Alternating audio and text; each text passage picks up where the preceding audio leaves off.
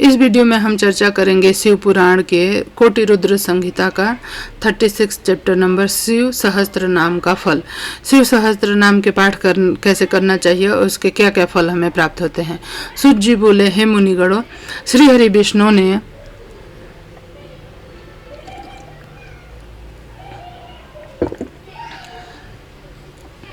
भगवान शिव को प्रसन्न करने हेतु उनके सहस्त्र नामों का पाठ आरंभ किया।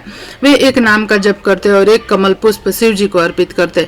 इस प्रकार वे प्रतिदिन सहस्त्र कमल पुष्प अपने आराध्य शिव को अर्पित करते थे। एक दिन शिव जी की लीलावश एक कमल का पुष्प कम पड़ गया। तब अपने व्रत का पूरा करने हेतु श्री हरि ने अपना एक नेत्र कमल के स्थान पर शिव जी को अर्पित किया, जिसे प्रसन्न होकर कल्याणकारी शिव ने उन्हें सुदर्शन चक्र प्रदान किया। भगवान शिव बोले, हे श्री हरि, आपने मेरे स्वरूप का स्मरण करते हुए शिव का सहस्त्र नाम पाठ किया है, इसलिए आपके सभी मनोरथों की सिद्धि होगी। मेरे द्वारा दिया गया यह सुदर्शन चक्र तुम्हें सदैव भय मुक्त करता रहेगा। जो भी मनुष्य प्रातः काल शुद्ध हृदय एवं भक्ति भावना से प्रतिदिन मेरे सहस्त्र नामों का पाठ करेगा, उसे सभी सिद्धियां प्राप्त हो जाएंगी। उसे किसी प्रकार का दुख या भय नहीं होगा। इस महाश्लोक का पाठ 100 बार करने से अवश्य कल्याण होता है। सभी प्रकार के रोग नष्ट हो जाते हैं, सभी तथा अभिष्ट फल की प्राप्ति होती है। इस प्रकार इस सहस्त्र नाम सूक्त का पाठ करने से मनुष्य को सभी प्रकार के सुखों की प्राप्ति होती है तथा उसकी सभी मनोकामनाएं अवश्य पूर्ण होती हैं। साथ ही वह जीवन मरण के झंझटों से छूटकर मोक्ष को प्राप्त करता है। भगवान शिव के इन उत्तम वचनों को सुनकर श्री हरि बहुत प्रसन्न हुए और बोले, हे देवादिदेव महादेव जी, मैं आपका दास हूँ, आपकी शरण में हूँ। मैं सदा आपकी भक्ति में लगा रहूंगा। आप मुझ पर सदैव इसी प्रकार अपनी कृपा दृष्टि बनाए रखे। तब शिव जी बोले, हे विष्णु, मैं तुम्हारी अनन्य भक्ति से संतुष्ट हूँ। तुम सभी देवताओं में श्रेष्ठ एवं स्तुति के योग्य होगे। तुम इस जगत में विश्वम्भर नाम से विख्यात होगे। यह कहकर शिव जी वहां से अंतर्ध्यान हो गए। भगवान श्री विष्णु के वरदान से प्रसन्न होकर अपने आराध्य शिव जी का धन्यवाद करते हुए बैकुंठ लोक को चले गए। फिर वे प्रतिदिन शिव जी के सहस्त्र नाम स्तोत्र का पाठ करने लगे। अपने भक्तों के इस उपदेश दिया, हे मुनिगणों, इस प्रकार मैंने आपको शिव सहस्त्र नाम स्रोत का फल बताया। इसे पढ़ने और सुनने से सभी पापों का नाश हो जाता है। 37वां अध्याय, शिव भक्तों की कथा।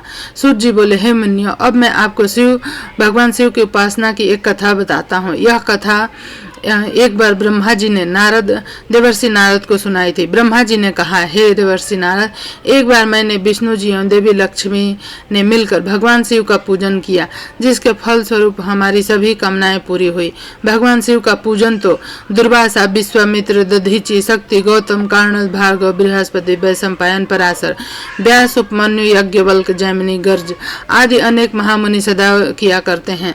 यही नहीं, शौनक, अतिथि एवं देवराज, इंद्र, वसु, साध्य, गंधर्व, किन्नर आदि देवता ही नहीं, हिरण्यकश्यप, हिरण्याक्ष, बाणासुर, वर्धनु आदि महादानव भी त्रिलोकीनाथ भगवान शिव की भक्ति में मगन रहते हैं।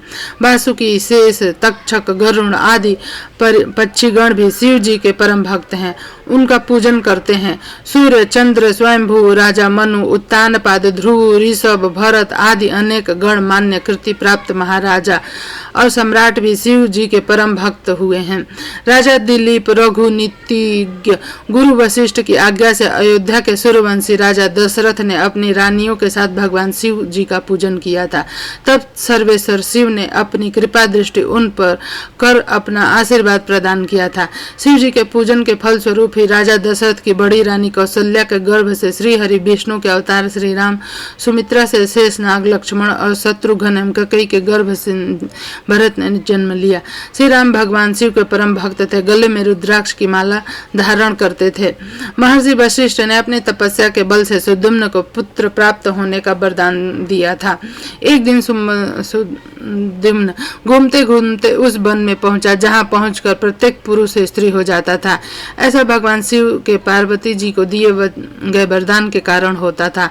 उस वन में पहुंचकर सुद्युम्न भी स्त्री बन गया। स्त्री भाव को प्राप्त हो जाने के कारण वे बहुत दुखी थे। तब उन्होंने भक्ति भावना से भगवान शिव की आराधना की। उन्होंने शिव जी का पार्थिव लिंग स्थापित किया, उसका पूजन आराधना आरंभ कर दी। शिव जी ने प्रसन्न होकर उनके दुख को दूर किया। शिव जी की कृपा से सुद्युम्न 1 माह पुरुष और 1 माह स्त्री बन जाते थे। कुछ समय पश्चात उन्होंने वन में जाकर शिव जी की घोर तपस्या की। तब भगवान शिव की कृपा से उन्हें शिव भक्ति द्वारा मोक्ष की प्राप्ति हुई। इस प्रकार श्री विष्णु जी के अवतार श्री कृष्ण ने त्रिलोकीनाथ भगवान शिव की बद्रीगिरी नामक पर्वत पर 7 महीने तक अखंड तपस्या कर उन्हें प्रसन्न किया था। देवाधिदेव महादेव जी ने उन पर अपनी कृपा की, जिसके फल स्वरूप श्री कृष्ण ने उन्हें पूरे ब्रह्मांड को अपने बस में कर लिया था। यही नहीं, उन्होंने अनेक राक्षसों एवं दैत्यों का संहार भी किया था। इस संसार में वे गुरु के रूप में पूजित हुए। श्री कृष्ण के वंश में उत्पन्न प्रद्युम्न साम भी भगवान शिव के परम भक्त हुए। मुनि भक्त वत्सल कल्याणकारी भगवान शिव की आराधना में देवता, ऋषि, मुनि, मनुष्य और राक्षस भी सदा तत्पर रहते हैं। शिव जी के भक्तों की गणना असंभव है। 38वां अध्याय शिवरात्रि का व्रत विधान। ऋषि बोले, हे महामुनि सूत जी, जिस व्रत के करने से त्रिलोकीनाथ कल्याणकारी भगवान शिव प्रसन्न होते हैं, वह व्रत हमें सुनाइए। तब ऋषियों के प्रश्न को सुनकर सूत जी बोले, हे ऋषि गणों, पूर्व काल में एक बार माता पार्वती ने भगवान शिव से यह प्रश्न पूछा था, स्वामी, किस विधि एवं व्रत से संतुष्ट होकर आप अपने भक्तों को भोग और मोक्ष प्रदान करते हैं? तब सर्वेश्वर शिव बोले, हे देवी, मुझे प्रसन्न करने एवं भोग मोक्ष प्राप्त करने के लिए तो अनेकों व्रत हैं। वेदों को जानने वाले उत्तम महर्षि 10 उपवासों को अधिक महत्वपूर्ण मानते हैं। इन व्रतों का विधि विधान से आपको बताता हूँ। प्रत्येक महीने के अष्टमी को व्रत करें तथा रात के समय ही व्रत को खोलकर भोजन ग्रहण करें, परंतु कालाष्टमी पर रात में भी भोजन न करें। दिन के समय व्रत रखकर मेरा पूजन करें, रात्रि के समय भोजन लें।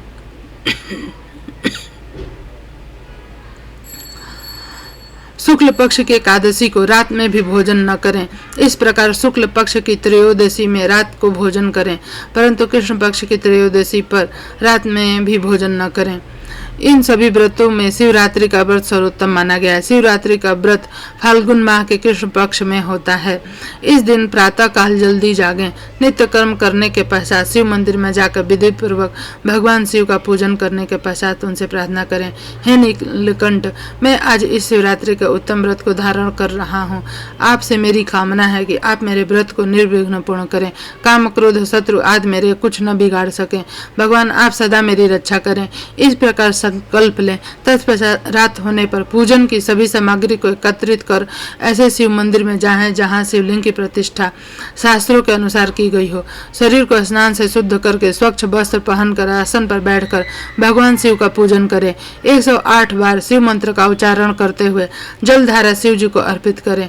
इसी जलधारा से अर्पित की गई वस्तु को नीचे उतारें। तत्पश्चात गुरु मंत्र का जाप करते हुए शिव जी को काले तिल चढ़ाएं।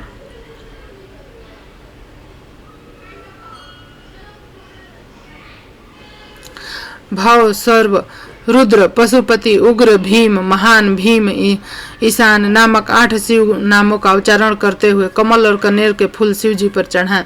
फिर धूप, दीप, नैवेद्य अर्पित कर उन्हें नमस्कार करें। जप हो जाने पर धेनु मुद्रा दिखाकर जल से उसका तर्पण करें। तत्पश्चात विधि पूर्वक विसर्जन करें। इस प्रकार रात्रि से पहले पहर में पूजन करें। रात्रि का दूसरा पहर होने पर पुनः शिवलिंग पर गंध, पुष्प आदि द्रव्यों द्वारा सर्वेश्वर शिव का पूजन करें। 216 शिव मंत्रों का जाप करते हुए पार्थिव लिंग पर जल धारा चढ़ाएं। तिल, जौ, चावल, बेलपत्र, अर्ध बीजौर आदि वस्तुओं से पूजन करना चाहिए। तत्पश्चात खीर का नैवेद्य अर्पित करें तथा पुनः शिव मंत्र का जाप करें। भोजन को ब्राह्मणों को भोजन कराएं और संकल्प करें। फल और फूल अर्पित कर उनका विसर्जन करें। तीसरे पहर में ही विधि विधान से पूजन करें, परंतु इस पहर में जौ की जगह गेहूं और आग के फूलों से पूजन करें। पूजन के पश्चात कपूर से आरती करें। अर्घ्य के रूप में अनार अर्पित करें। फिर ब्राह्मण को भोजन कराएं और संकल्प लें। चौथा पहर आरंभ होने पर शिव जी का आवाहन करके उड़द, कंगनी, मूंग व 7 धातुओं शंख, फूल एवं बिल्व आदि को मंत्र जाप करते हुए अर्पित करें। तत्पश्चात केले एवं अन्य फल मिष्टान अर्पित करें और जप करें। फिर सामर्थ्य के अनुसार ब्राह्मणों को भोजन कराने का संकल्प करें। सूर्योदय तक उत्सव करें। फिर स्नान करके भगवान शिव का पूजन करें। तत्पश्चात संकल्प किए हुए ब्राह्मणों को बुलाकर भोजन कराएं। फिर शिव जी से प्रार्थना करें, हे दया निधान, कृपा निधान, देवादिदेव भगवान शिव, मैंने जाने अनजाने आपकी भक्ति में तत्पर हो आपका व्रत और पूजन किया। आप मुझ पर कृपा कर इस पूजन को स्वीकार करें। हे प्रभु, मैं चाहे जहां भी रहूं, मेरी भक्ति सदा आप में रहे। यह कहकर पुष्पांजलि अर्पित कर ब्राह्मण को तिलक लगाएं, उसके चरण स्पर्श कर आशीर्वाद लें। इस प्रकार विधि पूर्वक किए गए शिवरात्रि के व्रत का बहुत अधिक महात्म्य है। इस व्रत से शिव जी के सानिध्य की प्राप्ति होती है। मोक्ष पाकर वह मनुष्य सांसारिक बंधनों से छूट जाता है। इस उत्तम व्रत का महात्म्य श्री पार्वती जी एवं श्री हरि विष्णु ने भी सुना है। फिर शिव महिमा का गुणगान करते हुए बैकुंठ लोक को चले गए। वहां जाकर विष्णु जी ने लोक कल्याण हेतु इस महाव्रत को किया। 39वां अध्याय शिवरात्रि व्रत उद्यापन की विधि। सूत जी बोले, हे ऋषि गणों, अब मैं आपको शिवरात्रि के महाव्रत के उद्यापन विधि बताता हूँ। 14 वर्षों तक शिवरात्रि के व्रत का नियम पूर्वक पालन करना चाहिए। त्रयोदशी को दिन सिर्फ एक बार भोजन करें। शिव चतुर्थी को निराहार व्रत को पूरा करें। रात को शिवालय में गौरी तिलक मंडप की रचना करें। उसके बीच में लिंग और भद्र मंडल की रचना करें। उसी स्थान पर प्रजापत्य नामक कलशों की स्थापना करें। उस कलश के वाम भाग में पार्वती जी एवं दक्षिण में शिव जी की प्रतिमा स्थापित करें एवं उनका पूजन करें।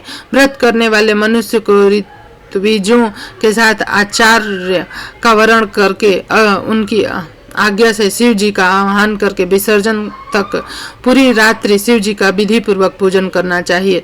भागवत संबंधी कीर्तन, गीत व नृत्य करते हुए रात बितानी चाहिए। प्रातः स्नान आदि से निवृत्त हो विधि के अनुसार होम करें। फिर प्रजापत्य का पूजन कर ब्राह्मणों को भक्ति पूर्वक भोजन कराएं। भोजन कराने के पश्चात ऋतुजी को वस्त्र आभूषण दें। बछड़े सहित गौ का दान आचार्य को करें। तत्पश्चात शिव जी से प्रार्थना करें कि हे देवादिदेव, आप हम पर प्रसन्न हो, हमारी पूजा स्वीकार करें। यह कहकर मंडप की सब सामग्री भी आचार्य को दान कर दें।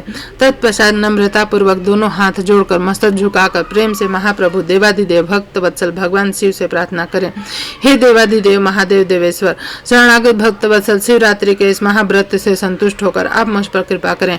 प्रभु, मैंने भक्ति पूर्वक विधि विधान अनुसार इस शुभ व्रत को पूर्ण किया है। फिर भी यदि कोई त्रुटि रह गई हो या कुछ कमी रह गई हो तो उसे क्षमा करे और मुझ पर अपनी कृपा दृष्टि करे। मैंने जाने अनजाने में जो भी जाप पूजन किया है उसे सफल कर स्वीकार करें। इस तरह शिव जी से प्रार्थना कर उन्हें नमस्कार करें। जो मनुष्य इस विधि के अनुसार इस शुभ व्रत को पूर्ण करता है उसका व्रत अवश्य सफल होता है। इस व्रत के प्रभाव से उस मनुष्य को मनोवांछित सिद्धि प्राप्त होती है। 40वां अध्याय निषाद चरित्र। सूत जी बोले, हे ऋषियों, प्राचीन काल में गुरुद्रोह नामक भील अपने परिवार के साथ जंगल में रहता था। उसका कार्य पशुओं का वध करना था। इसी तरह से वह अपने परिवार का लालन पालन करता था। एक दिन की बात है, उसके घर में खाने पीने के लिए कुछ भी नहीं था। तब उसके माता पिता एवं अन्य सदस्य भूख से व्याकुल होकर भील से बोले कि हम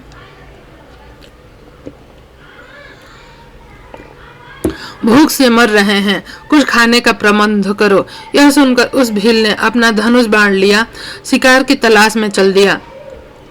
संयोगवश यह शिवरात्रि का ही पावन दिन था। शिकारी दर दर भटकता रहा परंतु उसे कुछ न मिला। धीरे धीरे रात घिर आई परंतु उसने खाली हाथ घर लौटने का निश्चय कर लिया। इसलिए वह तालाब के किनारे बैठ गया और जो भी मनुष्य पशु जल पीने वहां आए उसी का शिकार कर लूंगा, ऐसा विचार कर वह बेल की पेड़ पर बैठ गया। रात आधी घिर आई, तभी वहां एक सियारन जल पीने के लिए आई। उसे देखकर भील ने अपना धनुष पर बाण चढ़ाया। उसी समय ओस में भीगे हुए बेल के पत्ते वहां स्थित शिव जी के ज्योतिर्लिंग पर गिरे, जिसे भील द्वारा प्रथम पहर की पूजा पूरी हो गई। भील के पापों का नाश हो गया। उधर भील के धनुष की टंकार से हिरनी सब कुछ जान गई। वह उस भील से प्रार्थना करने लगी, हे भील, आप मेरा वध करना चाहते हैं, मुझे मारकर अपनी भूख मिटाना चाहते हैं। यदि ऐसा करने से आपका दुख दूर होता है तो मैं मरने के लिए तैयार हूँ, परंतु आप थोड़ी देर रुक जाएं। मेरे बच्चे अकेले हैं, मैं उन्हें अपनी बहन के पास छोड़ आती हूँ। तब भील को विश्वास दिलाकर वह हिरनी वहां से चली गई और भील उसके इंतजार में जागता रहा, इसलिए उसे जागरण का फल भी मिल गया। कुछ देर पश्चात उस हिरनी की बहन उसे ढूंढते हुए वहां पहुंची। उसे मारने के लिए जब भील ने अपने हाथ में धनुष लिया, पुनः बेलपत्र और ओस शिवलिंग पर चढ़ गए। इस प्रकार दूसरे पहर का पूजन भी हो गया। परंतु उस हिरनी ने भी भील से प्रार्थना की कि मैं पहले अपने बच्चों को देख आऊं, तब तुम मुझे मारना। भील के आज्ञा दे देने पर वह हिरनी भी पानी पीकर वहां से चली गई और भील हिरनी का इंतजार करने लगा। इस प्रकार जागरण करते हुए रात का दूसरा पहर भी बीत गया। जैसे ही रात्रि का तीसरा पहर आरंभ हुआ, एक मोटा हिरन पानी पीने हेतु तो उस तालाब पर आया। उसे देखकर भील ने जैसे ही अपने धनुष पर बाण चढ़ाया, वह हिरन डर गया। उसी समय ओस रूपी जल बेल पत्र पुनः शिवलिंग पर गिरे। तीसरे पहर का पूजन संपन्न हुआ। वह हिरन भी शीघ्र लौटने का वादा करके अपने बच्चों को समझाने के लिए चला गया और भील उसके इंतजार में जागता रहा। उधर दूसरी ओर वे तीनों, दो हिरनी व हिरन घर पर एकत्रित हुए। उन्होंने सारी बातें एक दूसरे को बताई। जब तीनों को यह ज्ञात हुआ कि तीनों ने ही भील राज से वादा कर लिया है, तो वे अपने बच्चों को ठीक से रहने की आज्ञा देकर वहां से तालाब की ओर चल दिए। बच्चों ने भी सोचा कि हम अपने माता पिता के बिना कैसे रहेंगे, इसलिए वे भी उनके पीछे पीछे चल पड़े। इस प्रकार हिरन, दो हिरनियां, उनके बच्चे एक साथ भील के पास पहुंचे। इतने सारे शिकार को एक साथ देखकर भीलराज बहुत प्रसन्न हुआ। जैसे उसने उन्हें मारने के लिए धनुष निकाला, एक बार फिर ओस रूपी जल एवं बेलपत्र वहां स्थित शिव ज्योतिर्लिंग पर चढ़ गए। इस प्रकार अनजाने में ही उससे चौथे प्रहर की पूजा भी पूरी हो गई। इससे फलस्वरूप उसके सभी पाप कर्म नष्ट हो गए और उसे ज्ञान की प्राप्ति हुई। उसने अपने मन में विचार किया, मुझे श्रेष्ठ तो ये पशु हैं जो परोपकार के लिए अपने प्राण न्यौछावर करना चाहते हैं। मैं मनुष्य होकर भी हत्या आदि बुरे कर्म में संलग्न हूँ। ऐसा विचार कर भील बोला, हे मृगियों, तुम धन्य हो, तुम्हारा जीवन सफल है। तुम जाओ और प्रसन्नता पूर्वक निवास करो, मैं तुम्हें नहीं मारूंगा। भील के इतना कहते ही भगवान शिव ज्योतिर्लिंग के रूप में प्रकट हो गए। एकाएक इस प्रकार अपने सामने साक्षात देवाधिदेव महादेव को पाकर उस भील की आंखों से अश्रुधारा बहने लगी।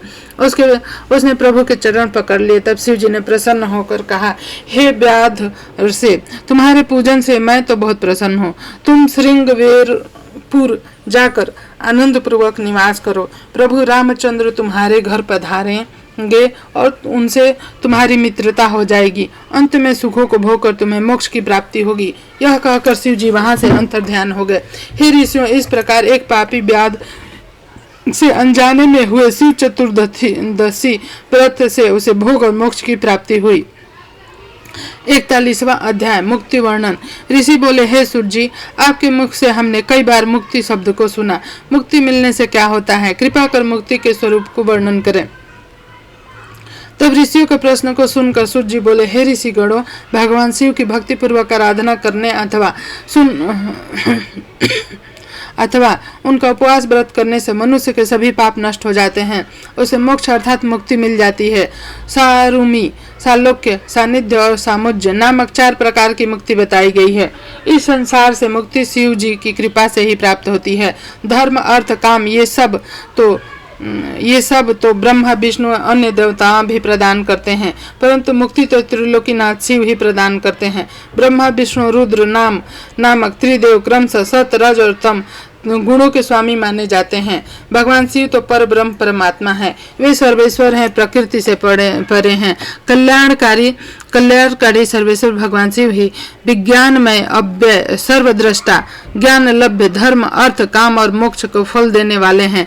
कैवल्य नामक 5वीं मुक्ति है, जिसे सारी सृष्टि उत्पन्न हुई है और वही उसका पालन भी करती है। भगवान शिव का स्वरूप निष्फल सकल 2 प्रकार का है। भगवान शिव का स्वरूप तो स्वयं ब्रह्मा, विष्णु, सुकुमार, कार्तिकेय, नारद, व्यास, सुखदेव, महामुनि एवं देवता भी सही से नहीं जान पाए। त्रिलोकीनाथ भगवान शिव सच्चिदानंद, सत्य, ज्ञान, अंत रहित, अव्यय, अविनाशी हैं। वे सगुण भी और निर्गुण भी। वे शुद्ध, निर्मल और उपाधि रहित हैं। वह परब्रह्म परमात्मा भगवान शिव ही सर्वत्र व्याप्त हैं। सूक्ष्म बुद्धि द्वारा भगवान शिव का पूजन करने से ही अज्ञानता दूर होती है। सत्पुरुषों की शिव की प्राप्ति होती है। यद्यपि ज्ञान प्राप्ति अत्यंत कठिन है, परंतु भगवान शिव का शुद्ध मन से भजन करने से मुक्ति का मार्ग सरल हो जाता है। सदा शिव भजन के अधीन हो, ज्ञान एवं मुक्ति से अपने भक्तों को अपने शरण में ले लेते हैं, जिसकी परम कृपा से मुक्ति का मार्ग आसान हो जाता है। और प्रेम का अंकुर रूप प्रेम लक्षण भक्ति है, जिसका वर्णन करना असंभव है। भक्ति गुण युक्त एवं गुण रहित अनेक प्रकार की है, जिसका वर्णन अत्यंत कठिन है। वैध एवं स्वाभाविक की नामक भक्ति में स्वाभाविकी भक्ति श्रेष्ठ मानी जाती है। नैसकी भक्ति 6 और अनैसकी भक्ति 1 प्रकार की है। उनके बाद ही वह विहित एवं अविहित भेदों से कई प्रकार की है। इन दोनों में 9 अंग हैं। इनके द्वारा कठिन मुक्ति भी सुलभ हो जाती है। इस प्रकार भक्ति और ज्ञान दोनों एक दूसरे के पूरक हैं, उनमें भेद नहीं किया जा सकता। इसके साधक को सदा सुख की प्राप्ति होती है। अतः भगवान शिव की सदा भक्ति करनी चाहिए। मुनियों, मैंने मुक्ति का वर्णन आपसे किया, जिसे सुनकर सभी पापों से मुक्ति मिल जाती है।